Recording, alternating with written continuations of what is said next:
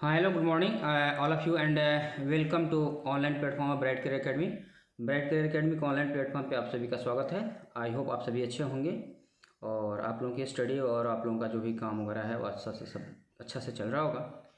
तो इसके पहले हम लोगों ने मैथमेटिक्स का जो पहले लेक्चर में हम लोगों ने कवर किया था नंबर सिस्टम्स के बारे उसमें जो है हम लोग नंबर सिस्टम के बारे में पढ़े हुए थे कि कौन कौन से नंबर होते हैं, नंबर कैसे होते हैं, इवन प्राइम, कंपोजिट, ये सारे नंबर्स के बारे में हम लोगों ने पढ़ा था।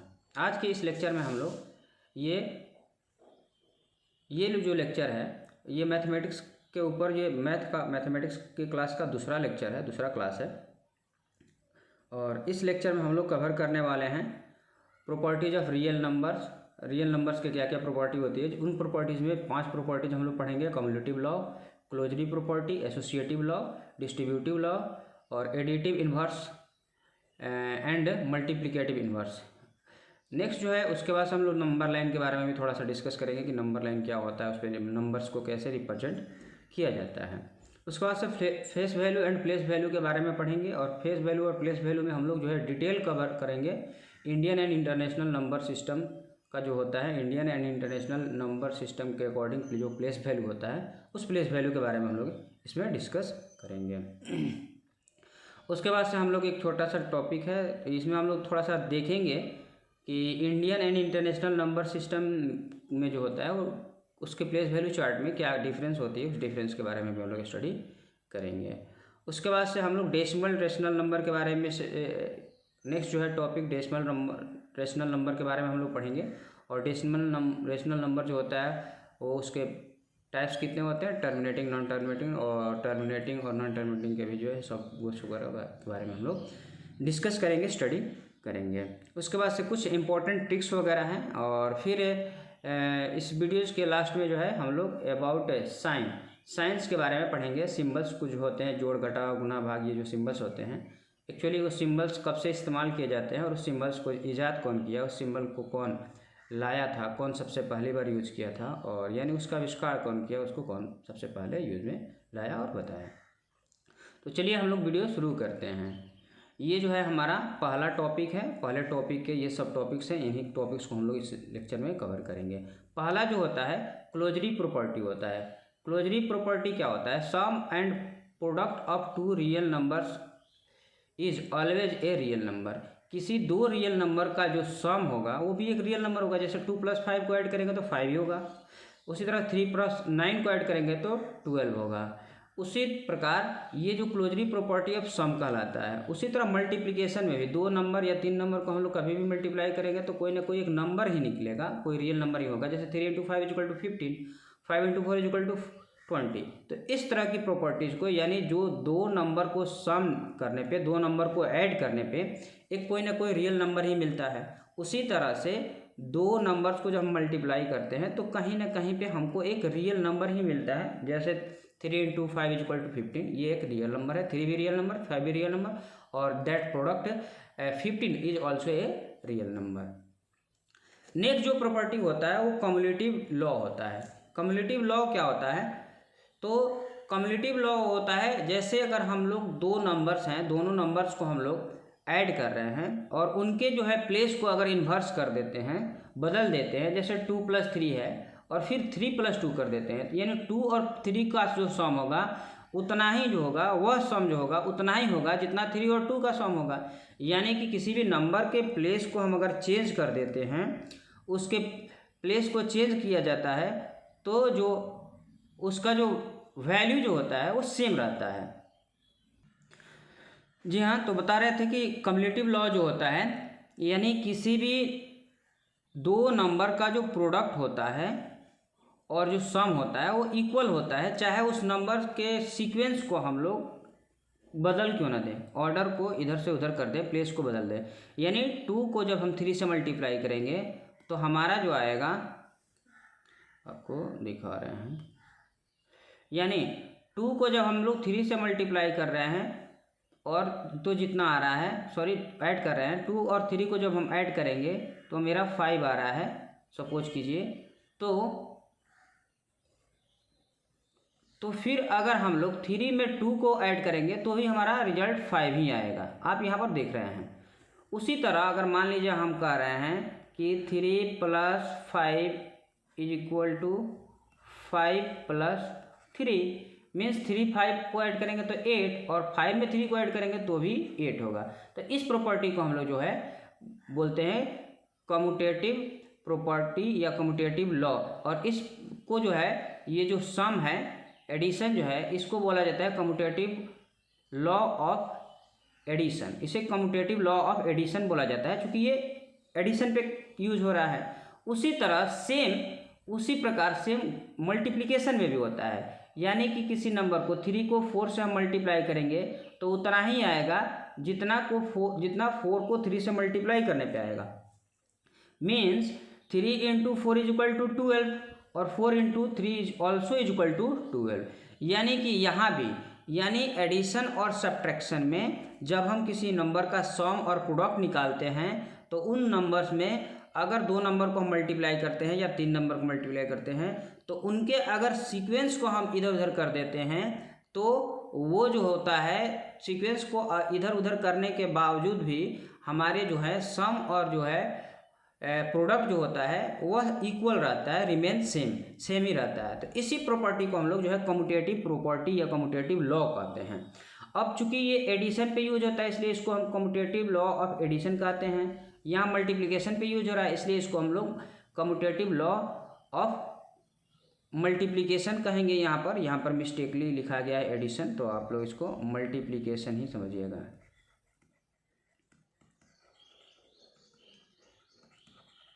मल्टीप्लिकेशन तो इसको हम लोग कम्यूटेटिव लॉ ऑफ मल्टीप्लिकेशन इसको कहते हैं और ये कम्यूटेटिव लॉ ऑफ एडिशन। यानी कि फिर से एक बार हम आपको समझाते हैं कम्यूटेटिव लॉ क्या होता है। कम्यूटेटिव लॉ वो लॉ होता है, कम्यूटेटिव लॉ ये बताता है कि किसी नंबर को 2 या 2 से अधिक नंबर को जब हम ऐड कर रहे हैं और ऐड करने के बाद से उनके सीक्वेंस को इधर उधर कर दे रहे हैं और फिर उसको ऐड कर रहे हैं तो ये दोनों रिमेन सेम ही रह रहे हैं। उसी तरह 2 या 2 से अधिक नंबर को हम जब मल्टीप्लाई करते हैं और उनकी सीक्वेंस को अगर हम चेंज कर देते हैं तो फिर जो प्रोडक्ट होता है वो सेम ही रहता है। यानी 3 × 4 3 को ये देखिए सीक्वेंस में पहले 3 को 4 से मल्टीप्लाई कर रहे हैं तो भी जो आ रहा है 12 और 4 को 3 से मल्टीप्लाई करेंगे फिर भी 12 आएगा। इसका मतलब ये हुआ कि ये नंबर को हम लोग प्लेस को चेंज करने से सीक्वेंस को चेंज करने से इसमें कोई बदलाव नहीं आता है। इसी लॉ को हम लोग कम्यूटेटिव लॉ कहते हैं और ये 2 तरह का होता है। यानी एडिशन में जो होता है यूज होता है, यानी एडिशन में ऐड करने पे भी जो है नंबर सेम रहता है, उसका सम सेम रहता है तो उसे कम्यूटेटिव लॉ ऑफ एडिशन कहते हैं। और मल्टीप्लाई करने पे जब होता है तो उसे हम कम्यूटेटिव लॉ ऑफ मल्टीप्लिकेशन कहते हैं। अब चलिए हम लोग एसोसिएटिव लॉ के बारे में थोड़ा सा जान लेते हैं। एसोसिएटिव लॉ क्या होता है।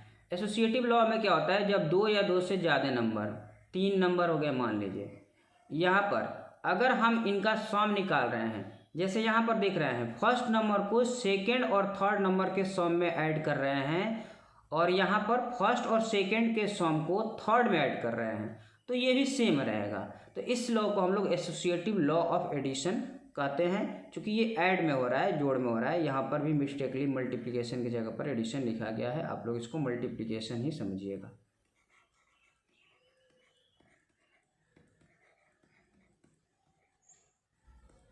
तो यहाँ पर हम क्या बता रहे थे आपको कि जब 2 या 2 से अधिक नंबर्स को हम लोग ऐड करते हैं और उनकी सीक्वेंस को चेंज कर देते हैं, यानी यहाँ पर फर्स्ट नंबर को सेकंड और थर्ड नंबर के सम में ऐड करें या फर्स्ट और सेकंड को सम को थर्ड नंबर में ऐड करें तो ये दोनों ही जो सम होंगे वो रिमेन सेम, ये सेम ही रहेंगे। यहाँ आप देख सकते हैं 2 को हम 3 और 4 के सम यानी 7 में ऐड कर रहे हैं तो 9 हो रहा है और 2 और 3 के सम यानी 5 को जब 4 में ऐड कर रहे हैं तो दैट इज रिमेन सेम, यानी ये भी 9 ही हो रहा है। उसी तरह मल्टीप्लिकेशन में होता है। मल्टीप्लिकेशन में क्या होता है कि 2 या 2 से अधिक नंबर को हम जो मल्टीप्लाई करेंगे, यानी देखिए यहाँ एक 3 है, ये फर्स्ट नंबर को सेकंड और थर्ड नंबर के प्रोडक्ट से मल्टीप्लाई करें, यानी 3 को सेकंड और थर्ड यानी 4 और 5 के प्रोडक्ट 20 से मल्टीप्लाई कर रहे हैं तो हमारा 60 आ रहा है। अब क्या कर रहे हैं, हम पहले दो को मल्टीप्लाई कर दे रहे हैं, यानी फर्स्ट 3 और 4 का प्रोडक्ट निकाल रहे हैं और उसको 5 से जब मल्टीप्लाई कर रहे हैं तो that is remain same, that is 60 also. यानी यहाँ पर हम कह रहे हैं कि ये जो है जब किसी नंबर के सीक्वेंस को हम बदल देते हैं तो उनका जो सम जो होता है वो रिमेन सेम ही रहता है। तो इस तरह की प्रॉपर्टी को हम लोग एसोसिएटिव लॉ कहते हैं। और जो ये लॉ जो है एडिशन में भी यूज होता है और यही लॉ मल्टीप्लिकेशन में भी यूज होता है। तो जब ये लॉ एडिशन में आता है तो उसे एसोसिएटिव लॉ ऑफ एडिशन कहेंगे, और जब ये लॉ आपको मल्टीप्लिकेशन में आएगा तो इसे एसोसिएटिव लॉ ऑफ मल्टीप्लिकेशन कहा जाता है। चलिए नेक्स्ट जो है हम लोग डिस्ट्रीब्यूटिव प्रॉपर्टी को देखते हैं। डिस्ट्रीब्यूटिव प्रॉपर्टी क्या होती है? डिस्ट्रीब्यूटिव प्रॉपर्टी का मतलब होता है कि किसी एक नंबर को अगर हम किसी ऐसे नंबर में मल्टीप्लाई कर रहे हैं तो वो जो सेम होगा अगर हम उस नंबर को दूसरे नंबर को हम लोग एडिशन या सब्ट्रैक्शन के फॉर्म में लिख करके और तो अलग अलग बारी बारी से मल्टीप्लाई करके ऐड करते हैं या सब्ट्रैक्ट करते हैं तो वो सेम होता है। जैसे आप यहाँ देखिए 5 को अगर हम लोग 2 + 3 के सम में मल्टीप्लाई करेंगे तो उतना ही आएगा जितना 5 को हम लोग एक बार 2 से मल्टीप्लाई करेंगे और 5 को एक बार 3 से मल्टीप्लाई करेंगे और दोनों के प्रोडक्ट को जोड़ देंगे। यानी किसी एक नंबर को किसी दो नंबर के सम में डायरेक्टली मल्टीप्लाई करने पे जो आता है उतना ही जो है उस फर्स्ट नंबर को सेकेंड नंबर और थर्ड नंबर दोनों नंबर के साथ साथ बारी बारी से जो निकला प्रोडक्ट होता है उस प्रोडक्ट को ऐड करने पे उतना ही आता है। और ये जो है सब्ट्रैक्शन में भी होता है, यानी 5 को अगर 6 - 2 में मल्टीप्लाई करेंगे तो उतना ही आएगा जितना 5 को 6 से मल्टीप्लाई करेंगे और 5 को 2 से मल्टीप्लाई करेंगे और इसका डिफरेंस निकाल लेंगे। तो यहाँ आप देख रहे हैं 5 को 2 + 3 से यानी 5 से मल्टीप्लाई करेगा 25 और 5 में 2 से मल्टीप्लाई करेगा 10 और 5 में 3 से मल्टीप्लाई करेगा 15, दोनों को ऐड करेंगे 25 और इधर भी LHS में भी 25 है तो ये रिमेन सेम रहता है। उसी तरह अगर 5 को हम लोगों को मल्टीप्लाई करना है 6 - 2 में तो ओवरऑल हम लोग 6 - 2 को घटा करके मल्टीप्लाई करेंगे, इसको सब्ट्रैक्ट करके मल्टीप्लाई करेंगे तो 5 × 4 = 20 और या 5 को पहले 6 से मल्टीप्लाई करेंगे तो 5 × 6 = 30 और 5 को फिर 2 से मल्टीप्लाई करेंगे यानी 5 × 2 = 10 और तब इस दोनों प्रोडक्ट का डिफरेंस निकालेंगे तो that is 30 - 10 and equal to 20 and LHS and RHS both are equal to 20, therefore it is this is called the both remain same, यानी कि यहाँ पर ये दोनों सेम रहता है। तो इस तरह के लॉ को हम लोग जो है डिस्ट्रीब्यूटिव लॉ कहते हैं। इसमें जो है एक नंबर को किसी नंबर से मल्टीप्लाई करने पे जितना आता है उस नंबर को दो पार्ट में एडिशन के फॉर्म में या सब्ट्रैक्शन के फॉर्म में लिख करके बारी बारी से प्रोडक्ट निकालते हैं और प्रोडक्ट निकालने के बाद से दोनों के सम और डिफरेंस को जब हम निकालते हैं तो वो सेम रहता है। इसी प्रॉपर्टी को हम लोग डिस्ट्रीब्यूटिव प्रॉपर्टी या डिस्ट्रीब्यूटिव लॉ कहते हैं। नेक्स्ट जो होता है एडिटिव इन्वर्स। एडिटिव इन्वर्स क्या होता है? चलिए तो एडिटिव इन्वर्स क्या होता है? एडिटिव इन्वर्स का मतलब होता है कि कोई नंबर दिए हुए नंबर का एडिटिव इन्वर्स वह नंबर होगा जिस नंबर को उस नंबर में ऐड करने पे 0 हो जाएगा। जैसे अगर हम मान लीजिए कह रहे हैं आपको कि 3 का एडिटिव इन्वर्स क्या होगा तो 3 में हम कितना ऐड करेंगे कि 0 हो जाएगा तो यानी -3। उसी तरह अगर हम लोग 5 का एडिटिव इन्वर्स पूछ रहे हैं तो 5 का एडिटिव इन्वर्स -5 हो जाएगा। अब इसको फाइंड आउट कैसे करेंगे?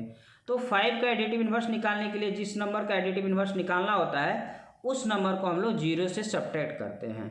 यानी 5 का एडिटिव इन्वर्स निकालना है तो हम लोग क्या करेंगे, लिखेंगे 0 - 5, ओवरऑल ये क्या हो जाएगा -5। उसी तरह अगर हम लोग -4 का एडिटिव इन्वर्स निकालना है तो हम लोग क्या करेंगे, लिखेंगे 0 - 4, ओवरऑल कितना हो जाएगा 0 + 4 और ये ओवरऑल 4 आएगा। तो इस तरह से हम देखते हैं कि किसी भी नंबर का एडिटिव इन्वर्स हम लोग कैसे निकालेंगे, 0 से उस नंबर को सब्ट्रैक्ट करेंगे और जो हमारा रिजल्ट आएगा वो उस नंबर का एडिटिव इन्वर्स होगा।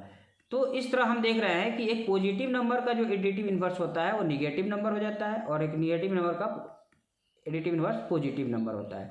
यानी कि किसी भी पॉजिटिव नंबर का एडिटिव इन्वर्स निगेटिव होगा और किसी भी निगेटिव नंबर का एडिटिव इन्वर्स होगा वो हर हाल में पॉजिटिव होगा, उसका वैल्यू सेम रहता है। यानी 3 का एडिटिव इन्वर्स -3 और -4 का एडिटिव इन्वर्स +4, -3 का एडिटिव इन्वर्स +3 और +3 का -3। अब जो है हम लोग इसमें नेक्स्ट देखते हैं मल्टीप्लिकेटिव इन्वर्स क्या होता है।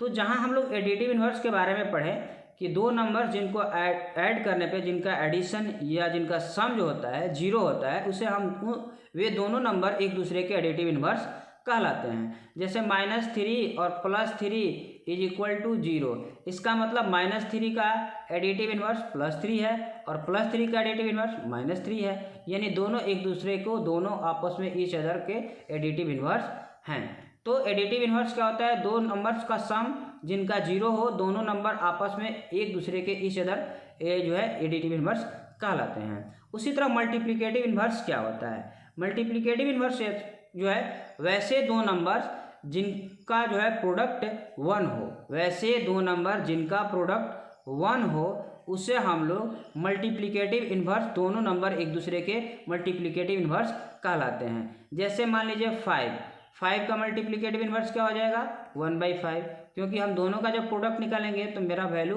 1 आएगा। उसी तरह से 6 का एडिटिव इन्वर्स 1/6 और 1/6 का एडिटिव इन्वर्स 6।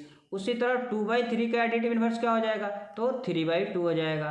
अब मल्टीप्लिकेटिव इन्वर्स निकालने के लिए हम लोग क्या करते हैं? जहाँ हमने अभी सीखा हम लोगों ने कि एडिटिव इन्वर्स निकालने के लिए हम लोग क्या किए, तो 0 से उस नंबर को सब्ट्रैक्ट कर दिए तो हमारा एडिटिव इन्वर्स निकल गया। अब मल्टीप्लिकेटिव इन्वर्स निकालने के लिए हमें क्या करना पड़ता है? तो मल्टीप्लिकेटिव इन्वर्स निकालने के लिए हमें उस नंबर को 1 को उस नंबर से डिवाइड करना पड़ता है। जैसे 5 का मल्टीप्लिकेटिव इन्वर्स निकालना है तो हम लोग क्या करेंगे?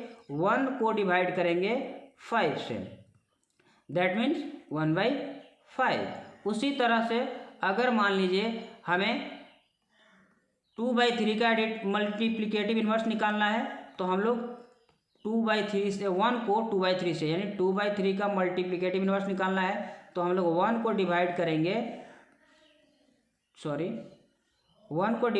हम लोग 2/3 से। तो जब 1 को 2/3 से डिवाइड करेंगे तो ओवरऑल 1/2/3 = ये ओवरऑल हमारा 3/2 आ जाएगा।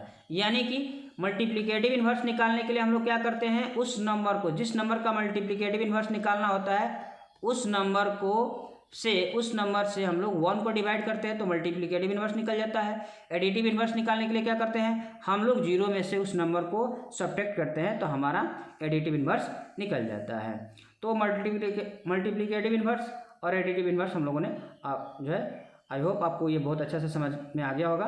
तो मल्टीप्लिकेटिव इन्वर्स को रेसिप्रोकल भी कहा जाता है। अब थोड़ा सा हम लोग नंबर लाइन को देख लेते हैं। नंबर लाइन क्या होता है? नंबर लाइन जो होता है एक ऐसा लाइन होता है जिसमें नंबरों को रिप्रेजेंट किया जाता है। और नंबर लाइन अगर देखा जाए तो नंबर लाइन के बीच में जो है 0 होता है और नंबर लाइन के दोनों ही साइड जो है नंबर्स होते हैं, और राइट साइड में पॉजिटिव नंबर्स होते हैं और लेफ्ट साइड में निगेटिव नंबर्स होते हैं। यानी आप यहाँ पर देख सकते हैं, यहाँ एक मान लीजिए एक लाइन हम यहाँ पर आपको खींच दिए, एक लाइन ले लिए और इस लाइन में अगर हम लोग यहाँ 0 रख रहे हैं, यहाँ मान लीजिए हम 0 रखती है तो 0 से लेफ्ट साइड में जो होंगे वो निगेटिव नंबर होंगे और 0 से राइट साइड में जो होंगे वो पॉजिटिव नंबर होंगे।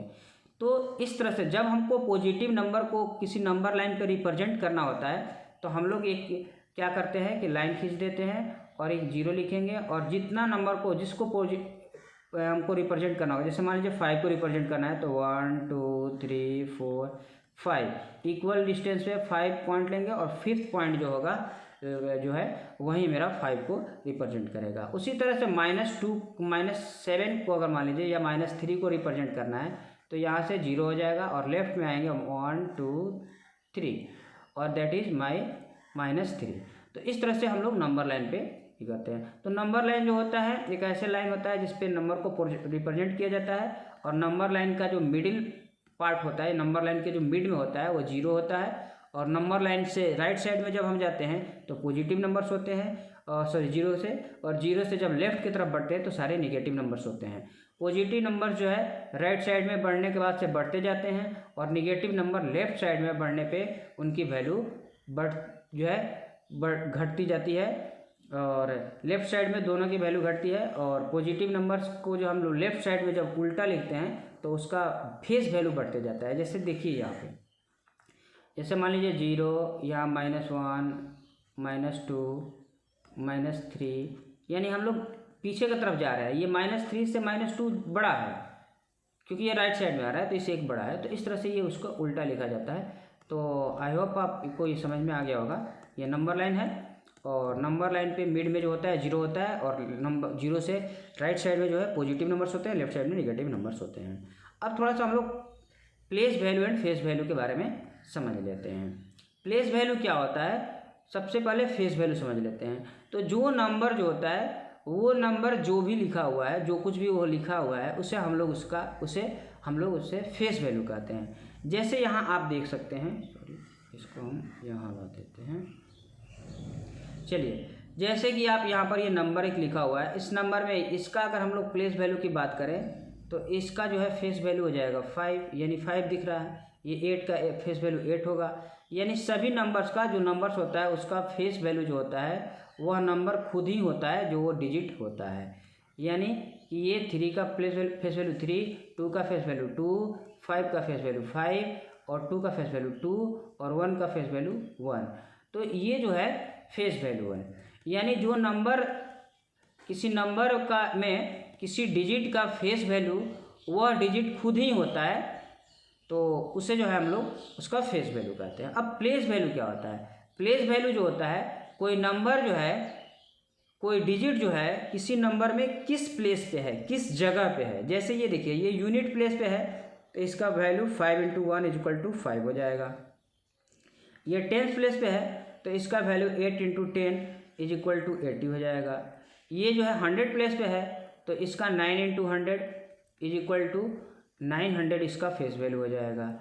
उसी तरह से ये 0,000 प्लेस पे है तो 0 का वैल्यू तो 0 ही होता है। फिर 3 जो है 10,000 प्लेस पे है तो इसका वैल्यू जो हो जाएगा, प्लेस वैल्यू जो होगा 3 × 10,000 ओवरऑल 30,000 इसका प्लेस वैल्यू हो जाएगा। उसी तरह से 2 जो है वो लाख प्लेस पे है, इसलिए इसका वैल्यू 2 लाख हो जाएगा। उसी तरह से 5 जो है 10 लाख प्लेस पे है तो ये इसका प्लेस जो है, इसका ये जगह जो है 10 लाख प्लेस पे है तो इसका वैल्यू जो होगा वो 50 लाख हो जाएगा।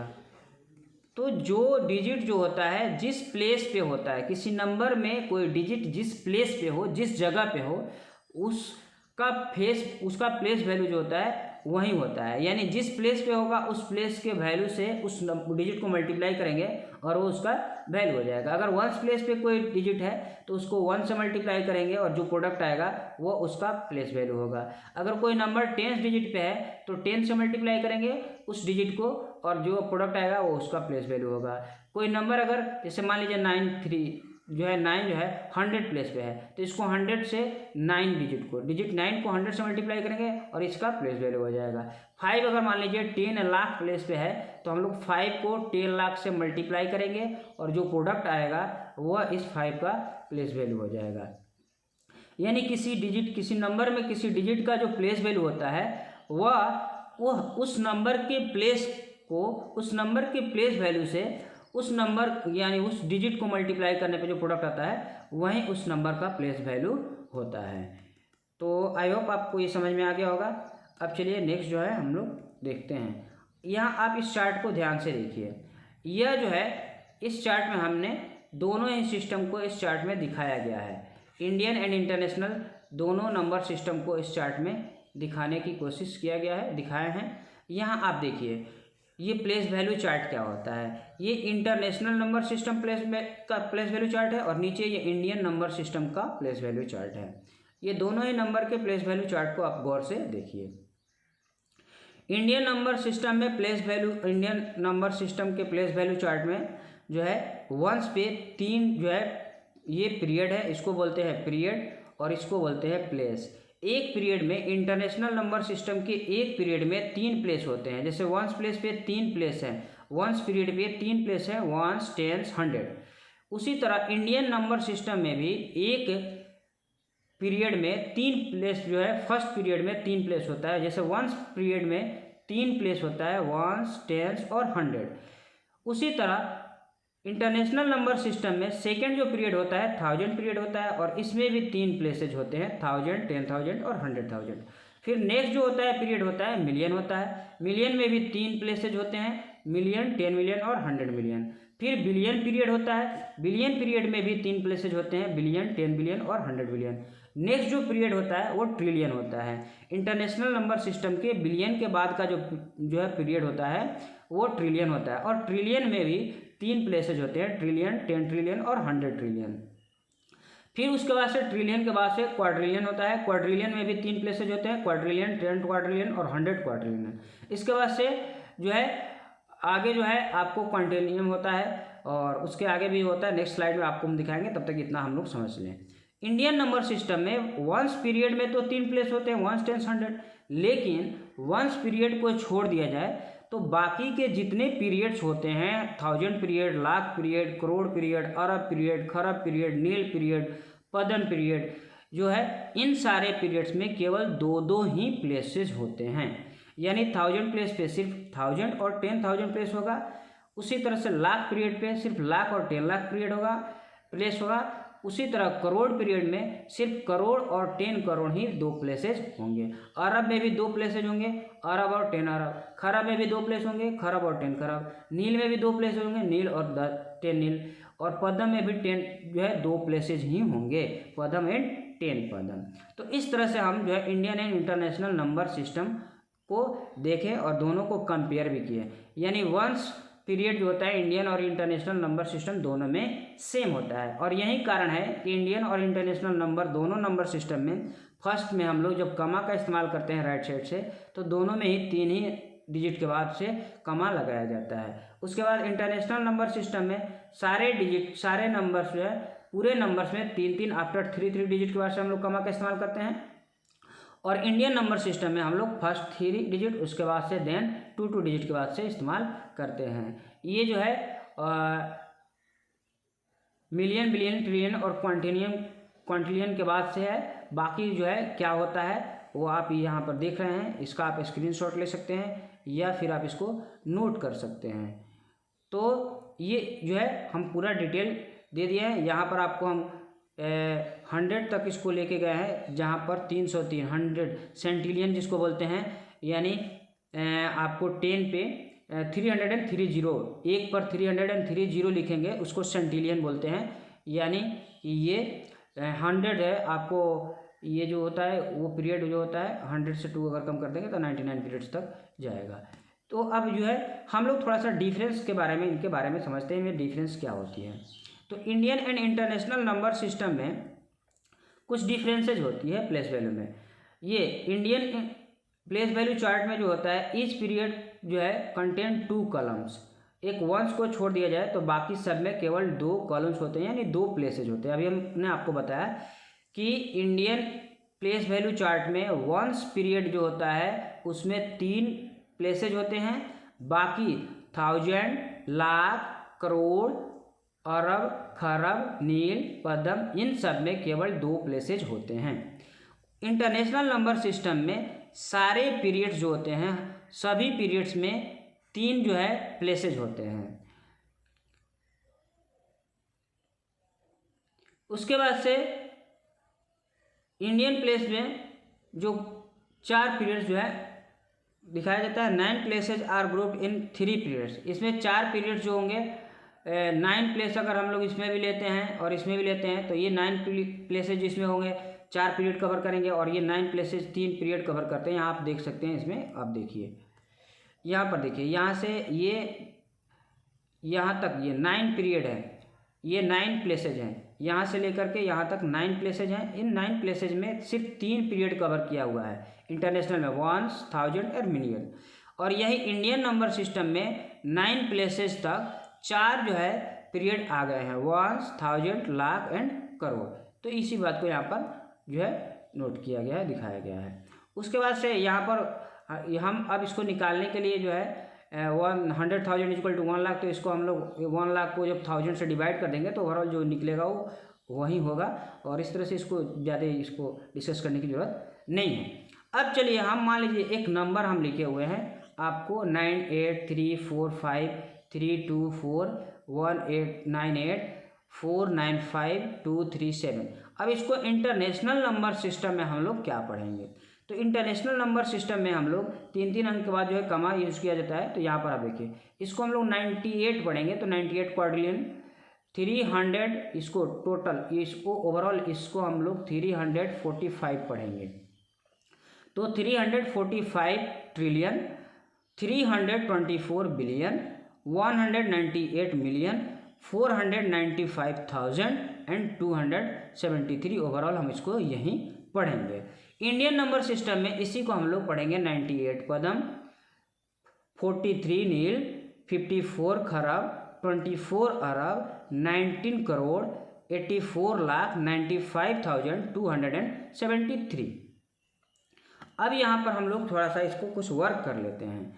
इसको देखिए, इसको हम लोग क्या लिखेंगे, इसको ये 98 लिखा हुआ है तो यहाँ पर हम लोग लिखेंगे 98 क्या है क्वाड्रिलियन। उसी तरह से इसको क्या लिखेंगे 300, ये 345, तो 345 लिख करके और ट्रिलियन लिख देंगे। उसी तरह से इसको क्या लिखेंगे 324 मिलियन लिख देंगे, बिलियन लिख देंगे। ये 198 मिलियन लिख देंगे। इसको 495 लिख के 1000 लिख देंगे और 273 लिख के ऐसे ही छोड़ देंगे। उसी तरह यहाँ पर 98 पदम लिखेंगे, 34 नील लिखेंगे और ये 53 खरब लिखेंगे। उसके बाद से इसको लिखेंगे 24 अरब, इसको लिखेंगे 19 करोड़, इसको लिखेंगे 84 लाख, इसको लिखेंगे 95,000 और इसको लिखेंगे 273। अब चलिए थोड़ा सा हम लोग डेसिमल नंबर के बारे में डेसिमल रेशनल नंबर के बारे में समझ लेते हैं। डेसिमल रेशनल नंबर क्या होते हैं। डेसिमल रेशनल नंबर जो किसी भी आपको प्रॉपर फ्रैक्शन को, किसी भी प्रॉपर फ्रैक्शन को जो है या इम्प्रॉपर फ्रैक्शन को जब हम लोग जो है उसको चेंज करते हैं, जो परफेक्टली डिवाइडेड नहीं होता है उस नंबर से, तो वहाँ पर हम लोग कुछ ना कुछ डेसिमल फॉर्म मिलता है, तो उसी को हम लोग डेसिमल नंबर कहते हैं। किसी फ्रैक्शन का जो डेसिमल में चेंज करने पे जो आता है वो उसका डेसिमल फ्रैक्शन उसको बोलते हैं और उसको डेसिमल नंबर बोला जाता है। अब डेसिमल जो होते हैं, डेसिमल नंबर जो होते हैं दो तरह का होता है। एक होता है टर्मिनेटिंग डेसिमल, दूसरा होता है non terminating decimal. Terminating decimal वो डेसिमल होता है जो टर्मिनेट कर जाता है, मतलब वो खत्म हो जाता है, कट करके जो खत्म हो जाए उसे हम टर्मिनेटिंग डेसिमल कहते हैं। जैसे 5 को 4 से डिवाइड कीजिएगा तो ओवरऑल आपका 1.25 आएगा। अब इसके बाद कुछ नहीं आएगा, रिमाइंडर 0 मिल जाएगा। यानी कि किसी फ्रैक्शन को जब हम डेसिमल में चेंज करते हैं और डेसिमल में चेंज करने के बाद से हम जब उसको डेसिमल में चेंज करते हैं तो आफ्टर 1 डिजिट 2 डिजिट या सम डिजिट, यानी कभी जो है जब रिमाइंडर 0 आ जाता है तो उस जो है फ्रैक्शन को हम लोग बोलते हैं टर्मिनेटिंग डेसिमल।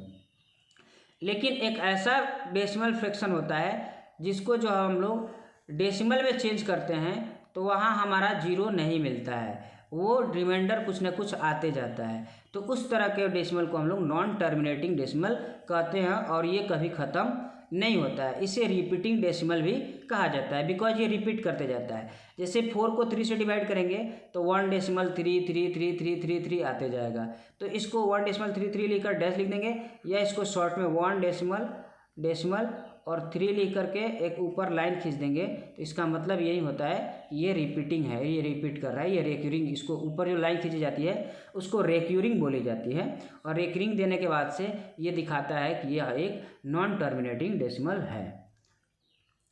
अब टर्मिनेटिंग जो है डेसिमल या नॉन टर्मिनेटिंग डेसिमल जो होते हैं वो, या रिपीटिंग डेसिमल जिसको बोलते हैं, वो कितनी तरह के होते हैं। रिपीटिंग डेसिमल जो होता है वो 2 तरह का होता है। एक होता है प्योर रिपीटिंग डेसिमल, दूसरा होता है mixed repeating decimal. Pure repeating decimal में क्या होता है कि डेसिमल के बाद जो पूरे के पूरे जो है डिजिट जो हैं वो रिपीट होने लगते हैं। जैसे यहाँ देखिए ये 2 3 दोनों इसके बाद से जीरो के बाद से जस्ट जीरो आया, जीरो के बाद से पहला 2 3 आया और ये 2 3 ही रिपीट होने लगा, यानी कि शुरू से अंत तक सब ये नंबर डिजिट जो है रिपीट हो रहे हैं। लेकिन नॉन मिक्स्ड रिपीटिंग डेसिमल में क्या होता है कि डेसिमल के तुरंत बाद एक ऐसा नंबर आता है, कोई एक ऐसा 1 या 2 ऐसे डिजिट आते हैं जो रिपीट नहीं होते हैं, लेकिन उसके बाद वाले नंबर रिपीट करना चालू कर देते हैं। जैसे देखिए यहाँ पर ये 1.2 रिपीट नहीं हो रहा है, लेकिन 3 4 रिपीट हो रहा है। तो यहाँ पर इस तरह के जब डेसिमल फ्रैक्शन जो है, इस तरह का डेसिमल जो होता है, रिपीटिंग डेसिमल जो होता है, उसे हम लोग मिक्स्ड रिपीटिंग डेसिमल कहते हैं। यानी ऐसा रिपीटिंग डेसिमल जिसमें किसी 1 या 2 डिजिट को छोड़ करके, यानी जिसमें सारे नंबर सारे डिजिट जो है रिपीट ना हो, किसी 1 या 2 डिजिट को छोड़ दिया जाए तो बाकी सब जो है डिजिट रिपीट करते हैं। उसमें कोई 1 2 डिजिट ऐसा होता है डेसिमल के बाद जो रिपीट नहीं होता है। तो इस तरह के जो है डेसिमल को हम लोग मिक्स्ड रिपीटिंग डेसिमल कहते हैं। प्योर रिपीटिंग डेसिमल में जो होगा वही होगा। जैसे अगर आप मान लीजिए लिख रहे हैं 1.347 और फिर 347 फिर 347 आता है, तो ये जो है इसको हम लोग बोलेंगे प्योर रिपीटिंग डेसिमल। उसी प्रकार अगर मान लीजिए कि हम 1.347 आ रहा है, लेकिन इसके बाद से 347 रिपीट नहीं हो रहा है, फिर 47 47 47, इसका मतलब कि ये 3 तो बिना रिपीट का छूट गया, ये रिपीट नहीं हो रहा है, लेकिन ये रिपीट हो रहा है, तो इस पर हम लोग रेक्यूरिंग देंगे, इस पर रेक्यूरिंग नहीं देंगे। तो मिक्स रिपीटिंग डेसिमल का जो पहचान जो होता है उसमें आप देखिएगा कि डेसिमल के तुरंत बाद जो है रेकरिंग नहीं होता है, यानी डेसिमल नंबर के बाद जो है, जैसे मान लीजिए 2.347, तो यहाँ पर कोई एक डिजिट छोड़ दिया गया होगा, 1 या 2, उसके बाद से रेकरिंग होगा, यानी इसमें बिना रेकरिंग वाले भी नंबर होते हैं। तो इस तरह के जो है डेसिमल फ्रैक्शन को या इस तरह के डेसिमल को हम लोग, इस तरह के रिपीटिंग डेसिमल को हम लोग मिक्स्ड रिपीटिंग डेसिमल कहते हैं। अब मल्टीप्लिकेशन में जो है बारे में थोड़ा सा हम लोग समझ लेते हैं कि मल्टीप्लिकेशन क्या होता है।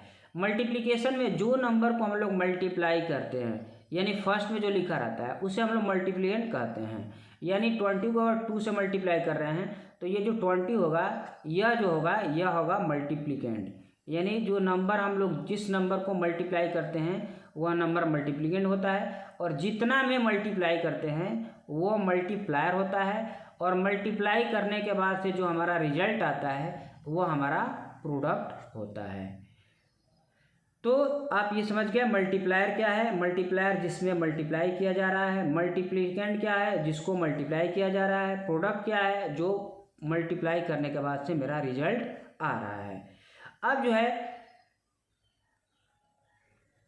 ये जो नंबर होता है, जस्ट इसको थोड़ा सा हम लोग इसमें समझ लेते हैं। यानी कि ये सिंबल है, इस सिंबल के जो पहले आएगा वो मल्टीप्लिकेंट होगा, और इस सिंबल के गुणे के सिंबल का, यानी प्रोडक्ट का जो सिंबल होता है, मल्टीप्लिकेशन का जो सिंबल होता है, उस सिंबल के जो बाद आएगा वो मल्टीप्लायर होगा, और जो इज इक्वल टू के बाद आएगा वो प्रोडक्ट होगा।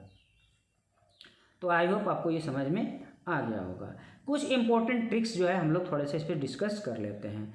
अगर आपको n नेचुरल नंबर का सम निकालना है, जैसे मान लीजिए, तो उसका फॉर्मूला होता है n into n plus 1 divided by 2। जैसे सपोज कीजिए कि आपको 100 नेचुरल नंबर का सम निकालना है, तो हम लोग क्या करेंगे, 100 को 100 इंटू 100 प्लस 1 करेंगे, यानी 100 इंटू 100 प्लस 1 और होल डिवाइडेड बाई 2। तो 100 इंटू 101/2, और इसको जब हम मल्टीप्लाई करेंगे, कैलकुलेशन करेंगे, तो हमारा 50-50 आएगा। उसी तरह से जब हमें n natural first n even natural number का सम निकालना हो, तो उसके लिए क्या फॉर्मूला होता है, उसका फॉर्मूला होता है n इंटू n-1, यानी जितने नेचुरल नंबर का सम निकालना है उतना गुने उतना प्लस 1। अगर हमको 50 natural number 50 even natural number का सम निकालना है, तो हमारा फॉर्मूला हो जाएगा 50 इंटू 50 प्लस 1, ओवरऑल 50 इंटू 51, और ये ओवरऑल कैलकुलेट कीजिएगा तो आएगा 2550, यानी 2550। उसी तरह अगर हमें सम ऑफ n ऑड नंबर्स, यानी ऑड नंबर्स के सम निकालना है तो क्या करना होगा, तो जितने भी ऑड नंबर का सम निकालना होता है उसमें हम लोग उसका स्क्वायर कर देते हैं। जैसे फर्स्ट अगर 100 नेचुरल नंबर 100 ऑड नंबर का सम निकालना है तो 100 का स्क्वायर कर देंगे। उसी तरह फर्स्ट 5 ऑड नंबर का सम जो होगा 5 का स्क्वायर, दैट मीन 25 होगा। फर्स्ट 3 जो है ऑड नंबर का स्क्वायर क्या होगा, सॉरी फर्स्ट 3 ऑड नंबर का सम क्या होगा, तो 3 का स्क्वायर यानी 9 होगा। तो sum of square of first n natural number, यानी कि नेचुरल नंबर के फर्स्ट n नेचुरल नंबर के स्क्वायर का सम क्या होता है, तो n into n plus one into n plus 2n plus 1/6। तो ये फार्मूला होता है, यानी 1 square plus 2 square plus 3 square plus 4 square plus 5 square. अगर हम लोग यहाँ 5 तक लेते हैं और इनका सम निकालना है तो हमारा n हुआ 5, तो 5 इंटू 5 प्लस 1 और इंटू 2 इंटू 5 इंटू 1, और ये जो है डिवाइडेड बाई 6, और ओवरऑल हम इसको कैलकुलेट करेंगे तो आएगा 25। That is answer of this question. उसी तरह से फर्स्ट जो है दिए हुए फर्स्ट कुछ नेचुरल नंबर जो हैं उनके क्यूब का सम निकालना है, तो उसका फार्मूला जो होता है नेचुरल नंबर के क्यूब का फार्मूला जो होता है n इंटू एन प्लस 1 और डिवाइडेड बाई 2 और इसका होल स्क्वायर। यानी जैसे मान लीजिए 21 का cube plus 2 cube plus 3 cube plus 4 cube और 20 ऐसे डैश डैश करके 20 तक का के क्यू निकालना है, तो 20 इंटू 20 प्लस 1 और डिवाइडेड बाई 2 और ओवरऑल उसका स्क्वायर। तो ये 20 से 10 टाइम्स चला जाएगा, 20 इंटू 10 21 इंटू 10 और ओवरऑल जो है 210 आएगा। इसका जब स्क्वायर करेंगे तो 44100 आएगा, ये इसका वैल्यू होगा। उसी तरह से फर्स्ट नेचुरल नंबर के जो है अगर हम लोग उसका पावर 4 है, उसका जो है उसका सम निकालना है, यानी उसको हम लोग,